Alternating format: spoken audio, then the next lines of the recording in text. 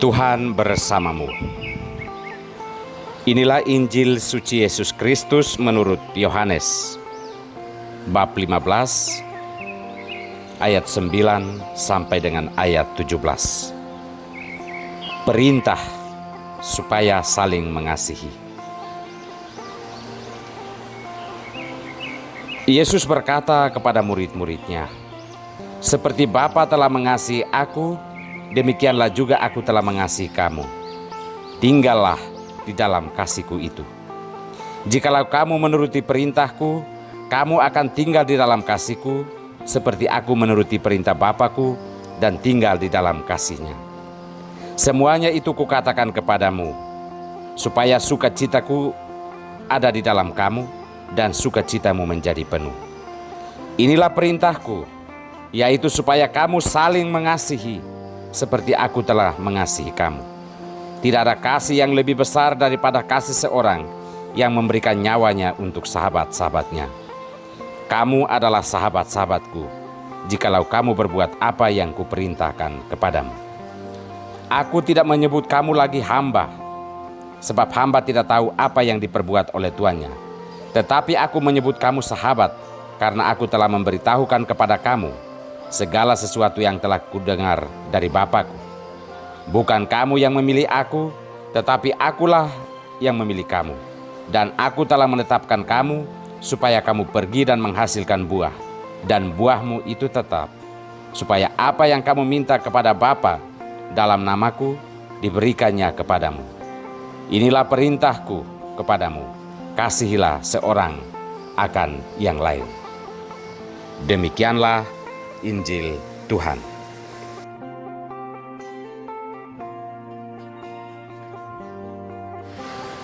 Pengganti Yudas, sebuah tugas berat. Inilah sampan bersama saya, Pater Domikevi SVD. Bapak, Ibu, saudara-saudariku yang terkasih, dimanapun Anda berada saat ini. Menggantikan posisi orang tertentu dalam jabatan apapun bukan merupakan tugas gampangan. Karena posisi atau kedudukan itu bukan semata-mata sebuah jabatan, tetapi lebih daripada itu adalah suatu panggilan. Disebut panggilan artinya itu bukan berasal dari manusia, tetapi adalah kehendak yang kuasa. Ini kesadaran utama yang mesti ada dalam diri setiap orang yang dipanggil untuk tugas dan jabatan tertentu.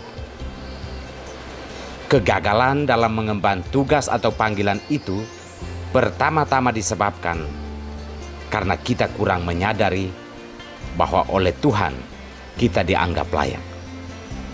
Kita hanya melihat posisi atau kedudukan itu hanya sebatas prestasi yang kita raih. Dan inilah yang menghantar orang pada kesombongan. Dan kesombongan itulah yang menggagalkan panggilan hidup kita masing-masing. Saudara-saudariku yang terkasih, hari ini kita merayakan pesta Santo Matias Rasul.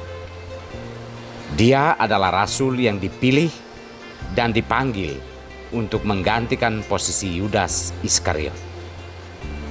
Ini sebuah tugas yang berat karena menggantikan seorang pengkhianat. Dalam arti bahwa Matias harus hidup dan menjalankan panggilannya tersebut untuk memperbaiki citra kerasulan yang telah gagal dihidupi oleh Yudas. Matias harus menggantikan posisi pengkhianat menjadi posisi sahabat. Matias harus menggantikan posisi menjual sahabat menjadi posisi mengasihi sesama. Citra kerasulan yang dijalankan oleh Yudas berakhir buruk, dan Matiaslah yang harus menggantikan posisi ini. Boleh dibilang adalah tugas yang berat. Berat karena ia bukannya melanjutkan standar baik yang sudah dijalani oleh Yudas, tetapi ia harus mulai dari nol. Walaupun demikian, Pilihan Tuhan tidak pernah salah. Matias dianggap oleh para rasul, juga terutama oleh Tuhan, sebagai yang pantas untuk menjalani tugas dan panggilan tersebut. Kesadaran akan posisi atau jabatan itu sebagai panggilan Tuhan dan kepercayaan manusia, hal ini akan sangat membantu kita yang lemah ini untuk menjalankan tugas dan setiap kepercayaan yang diberikan kepada kita. Dalam Injil hari ini, Yesus mengingatkan kita bahwa apapun jabatan dan pekerjaan yang kita jalani di dunia ini adalah pilihan dan panggilan Tuhan. Dipilih dan dipanggil untuk apa? Itulah pertanyaan penting. Yesus mengatakan kita dipilih dan dipanggil untuk menjadi sahabat dan untuk tinggal dalam kasih Allah. Dalam konteks inilah semua bentuk panggilan hidup ini akan dijalani dan berakhir baik karena kita menjalaninya sebagai sahabat-sahabat Yesus, bukan pengkhianat Yesus, dan juga menjalaninya sebagai orang-orang yang menebarkan kasih Allah, bukan menebarkan kebencian dan nafsu manusiawi kita. Yesus berkata, "Kasihilah seorang akan yang lain." Saudara-saudariku yang terkasih, kita sebagai umat beriman perlu menyadari setiap bentuk hidup yang kita jalani saat ini sebagai panggilan dan pilihan Allah. Kita dipanggil dan dipilih untuk menjadi sahabat-sahabat Allah, bukan pengkhianat. Kita juga dipanggil dan dipilih untuk hidup dan tinggal dalam kasih Allah. Hanya dengan kesadaran inilah kita akan menjadi Rasul Kristus yang baik, yang membawa kabar sukacita dan keselamatan bagi sesama kita dimanapun kita berada. Tuhan memberkati kita semua.